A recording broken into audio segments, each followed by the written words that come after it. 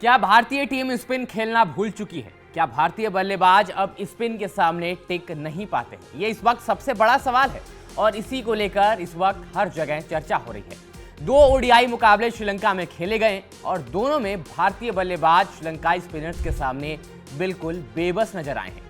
पहला मुकाबला जैसे तैसे तो टाई हो गया, वहां पर एक हार नहीं मिली, लेकिन दूसरा मुकाबला जहां पर 240 यानी पहले मुकाबले से 10 एक्स्ट्रा रन और बनाने थे, फंस गई भारतीय टीम। भारतीय टीम ने वेंडरसे को कल 6 विकेट दे दिए हैं। वेंडरसे अब भारतीय टीम के सामने किसी एक ओडीआई में सबसे सफल स्पिनर्स की लिस्ट में नंबर 4 पर शामिल हो गए हैं। अगर आप वो फहरिस्त उठा के देखें कि भारतीय टीम के अगेंस्ट ओडीआईज में सबसे सफल स्पिनर्स कौन हैं, तो उनमें शुरुआती 4 नाम आपको श्रीलंका के दिखाई देंगे और नंबर 5 पर सईद अजमल, जो पाकिस्तानी स्पिनर रहे हैं, उनका नाम आपको दिखाई देगा। लेकिन सबसे बड़ा सवाल यह है कि क्या भारतीय टीम के बल्लेबाज अब स्पिन के सामने कंफर्टेबल नहीं है? क्या उनको स्पिनर्स तंग करते हैं? क्या अब भारतीय टीम स्पिनर्स को खेल नहीं पाती है या खेलना नहीं चाहती है? लगातार बात होती है कि भारत में अब पिच जो है वो स्पिन फ्रेंडली नहीं रह गई है। टेस्ट विकेट एक अच्छे विकेट पर होता है।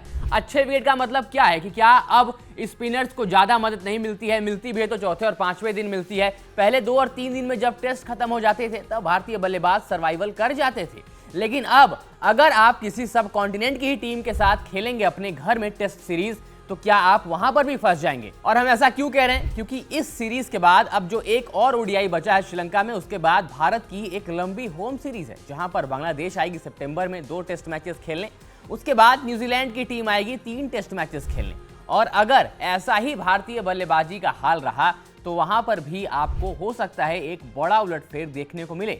साल 2007 के बाद भारतीय टीम श्रीलंका में आज तक कोई भी सीरीज हारी नहीं है, कोई भी सीरीज ड्रॉ नहीं हुई है।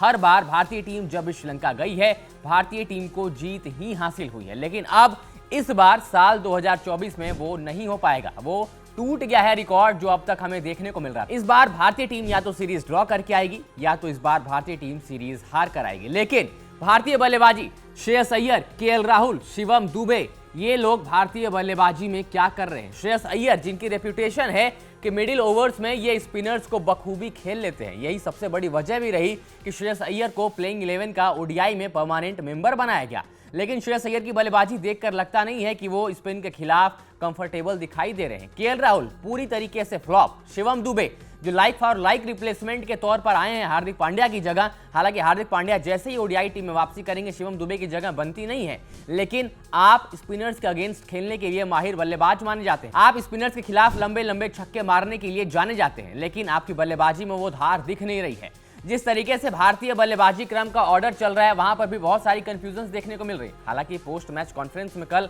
रोहित शर्मा ने बोला कि हमने सोचा था कि लेफ्ट राइट कॉम्बिनेशन होगा तो स्ट्राइक रोटेट करने में आसानी होगी, लेकिन उसका हमें फायदा नहीं मिला। उन्होंने ये भी बात कही कि अगर मैं शुरू में रिस्क लेता हूं, जहां जिस तरीके से मैं बल्लेबाजी करता हूं वो बहुत रिस्कफुल बल्लेबाजी है और ऐसे रिस्क लेने के लिए मुझे निचले क्रम के बल्लेबाजों से साथ मिलना चाहिए। लेकिन अगर साथ ही नहीं मिलेगा रोहित शर्मा को, तो रोहित शर्मा की वो पारियां किसी काम की नहीं है। रोहित शर्मा लगातार ऐसे बल्लेबाज रहे हैं जिन्होंने दोनों ओडीआई मुकाबले में इंप्रेस किया, लेकिन उनके अलावा किसी और बल्लेबाज ने इंप्रेस नहीं किया। कल अक्षर पटेल ने ठीक ठाक बल्लेबाजी की। अक्षर पटेल ने दिलेरी दिखाई जिस तरीके से उन्होंने बल्लेबाजी की, 44 गेंदों में 44 रन यानी 100 का स्ट्राइक रेट, लेकिन उनके अलावा किसी और बल्लेबाज का बल्ला कल चला नहीं है और स्पिन के सामने बिल्कुल खामोश दिखी है भारतीय टीम। आपने वेंडरसे को विकेट दिया, चलो एक बार को ये मान लेते हैं, लेकिन चरित असलंका क्या ये फुल टाइम गेंदबाज हैं जिनको आपने दोनों ओडीआईज में 3-3 विकेट थमाए?